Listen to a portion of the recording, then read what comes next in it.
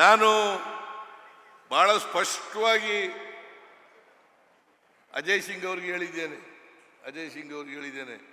ಶಿಕ್ಷಣಕ್ಕೆ ಆರೋಗ್ಯಕ್ಕೆ ಹೆಚ್ಚು ಒತ್ತು ಕೊಡಬೇಕು.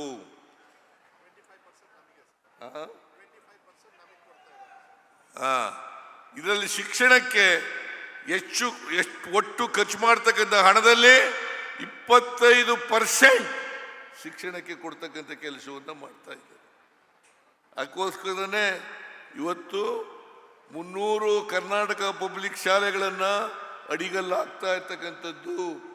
ಒಟ್ಟು ರಾಜ್ಯದಲ್ಲಿ 900 ಕರ್ನಾಟಕ ಪಬ್ಲಿಕ್ ಶಾಲೆಗಳು ಓಪನ್ ಅಡಿಗಲ್ ಹಾಕಿದ್ರೆ ಅದರಲ್ಲಿ ಮಂಜೂರಾಗಿರ್ತಕ್ಕಂಥದ್ದು ಹೈದರಾಬಾದ್ ಕಲ್ಯಾಣ ಕರ್ನಾಟಕದಲ್ಲಿ 300.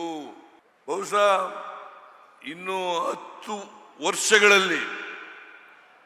ವರ್ಷಗಳಲ್ಲಿ ಕಲ್ಯಾಣ ಕರ್ನಾಟಕದಲ್ಲಿ ಅಸಮಾನತೆ ಹೋಗಿ ಸಮಾನತೆಗೆ ಬರ್ತಾರೆ ಅಂತಕ್ಕಂಥ ವಿಶ್ವಾಸ ನನಗಿದೆ, ನಂಬಿಕೆ ನನಗಿದೆ. ಅದನ್ನು ನೀವು ಮಾಡಬೇಕು. ಅದರಿಂದ ಈ BJPಯವರು ಇದಾರಲ್ಲ, ಬರೀ ಬೊಗಳೆ ದಾಸರು, ಸುಳ್ಳು ಹೇಳೋದು, ಅಪಪ್ರಚಾರ ಮಾಡೋದು, ಸುಳ್ಳು ಆರೋಪಗಳನ್ನು ಮಾಡೋದು, ಅದನ್ನು ಬಿಟ್ಟರೆ ಬೇರೆ ಏನು ಮಾಡಲ್ಲ. ಅದಕ್ಕೋಸ್ಕರ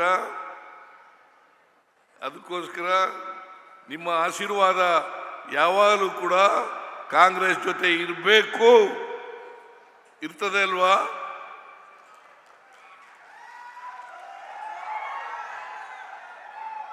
ಇರ್ತದೆ ಅಲ್ವಾ?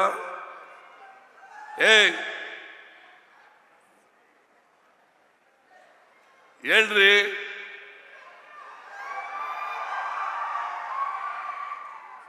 ಈಗಲೂ ಇದೆ, ಮುಂದೆನೂ ಕೂಡ ಇರಬೇಕು ಅಂತಕ್ಕಂಥ ಮನವಿಯನ್ನು ನಿಮ್ಮಲ್ಲಿ ಮಾಡಲಿಕ್ಕೆ ಬಯಸ್ತಾ ಇದ್ದೇನೆ.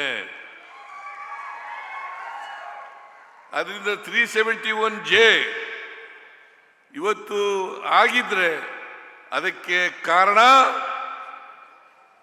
ಮಲ್ಲಿಕಾರ್ಜುನ ಖರ್ಗೆ ಅವರು, ಧರ್ಮಸಿಂಗ್ ಅವರು ಕಾರಣ ಅಂತಕ್ಕಂಥ ಮಾತುಗಳನ್ನು ಹೇಳಲಿಕ್ಕೆ ಬಯಸ್ತೇನೆ. ಇದಕ್ಕೆ ಕಾಂಗ್ರೆಸ್ನ ನಾಯಕರು ಕಾರಣ ಅಂತಕ್ಕಂಥ ಮಾತುಗಳನ್ನು ಈ ಸಂದರ್ಭದಲ್ಲಿ ಹೇಳಲಿಕ್ಕೆ ಬಯಸ್ತಾ ಇದೆ. BJPಯವ್ರದ್ದು ಪಾತ್ರ ಇಲ್ಲ. ದಯಮಾಡಿ ಇದನ್ನು ಅರ್ಥ ಮಾಡ್ಕೋಬೇಕು ಅಂತಕ್ಕಂಥ ಮಾತುಗಳನ್ನು ಹೇಳಲಿಕ್ಕೆ ಬಯಸ್ತಾ ಇದ್ದೇನೆ. ನಾವು ರಾಜ್ಯದಲ್ಲಿ ಅಸಮಾನತೆಯನ್ನು ತೊಡೆದಾಕಬೇಕು ಅಂತ SM ಕೃಷ್ಣ ಅವರ ಕಾಲದಲ್ಲಿ ನಂಜುಂಡಪ್ಪನವರ ಆಯೋಗ ರಚನೆ ಆಗಿತ್ತು. ಅವರು ವರದಿ ಕೊಟ್ಟಿದ್ರು 2002ರಲ್ಲಿ.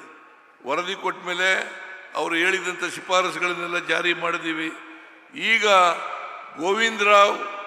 ಗೋವಿಂದರಾವ್ ಅನ್ನೋರನ್ನ ನಂಜುಂಡಪ್ಪನವರ ವರದಿ ಎಷ್ಟು ಮಟ್ಟಿಗೆ ಜಾರಿಯಾಗಿಲ್ಲ, ಅಸಮಾನತೆ ಇನ್ನೂ ರಾಜ್ಯದಲ್ಲಿ ಎಷ್ಟು ಮಟ್ಟಿಗೆ ಉಳಿದಿದೆ ಅಂತಕ್ಕಂಥದ್ದನ್ನು ಪತ್ತೆ ಹಚ್ಚಲಿಕ್ಕೋಸ್ಕರವಾಗಿ ಶ್ರೀ ಗೋವಿಂದರಾವ್ರವರ ಅಧ್ಯಕ್ಷತೆಯಲ್ಲಿ ನಾವು ಒಂದು ಸಮಿತಿಯನ್ನು ರಚನೆ ಮಾಡಿದ್ದೇವೆ. ಬಹುಶಃ ಅವರು ಈ ತಿಂಗಳು ಅಥವಾ ಮುಂದಿನ ತಿಂಗಳು ವರದಿಯನ್ನು ಕೊಡ್ತಾರೆ ಅಂತಕ್ಕಂಥ ವಿಶ್ವಾಸ ಇದೆ. ಅದು ಬಂದ ಮೇಲೆ ನಾವು ಅದನ್ನು ಜಾರಿ ಮಾಡ್ತಕ್ಕಂಥ ಕೆಲಸವನ್ನು ಮಾಡ್ತೇವೆ ಅಂತಕ್ಕಂಥ ಮಾತುಗಳನ್ನು ಹೇಳಿ, ಇವತ್ತು ಸಮಯ ಭಾಳ ಆಗಿದೆ, ಆದ್ದರಿಂದ ನಾನು ಹೆಚ್ಚು ಮಾತನಾಡಲಿಕ್ಕೆ ಹೋಗಲ್ಲ. ನೀವೆಲ್ಲರೂ ಕೂಡ ಹೇಗೆ 23ರಲ್ಲಿ ಆಶೀರ್ವಾದವನ್ನು ಮಾಡಿದ್ರೆ ಅದೇ ರೀತಿ ಮುಂದಿನ ಚುನಾವಣೆಯಲ್ಲೂ ಕೂಡ 2028ರ ಅಸೆಂಬ್ಲಿ ಚುನಾವಣೆಯಲ್ಲೂ ಕೂಡ, ಲೋಕಸಭಾ ಚುನಾವಣೆಯಲ್ಲೂ ಕೂಡ 29ರಲ್ಲಿ ನಡೀತದೆ. ದಯಮಾಡಿ ನಮಗೆ ಆಶೀರ್ವಾದವನ್ನು ಮಾಡಬೇಕು ಅಂತಕ್ಕಂಥ ಮಾತುಗಳನ್ನು ಹೇಳ್ತಾ ನಿಮ್ಮಲ್ಲಿ ಮನವಿ ಮಾಡಿದ ಮಾತುಗಳನ್ನು ಮುಗಿಸ್ತೇನೆ. ಜೈ ಹಿಂದ್, ಜೈ ಕರ್ನಾಟಕ, ಜೈ ಸಂವಿಧಾನ, ಜೈ ಸಂವಿಧಾನ.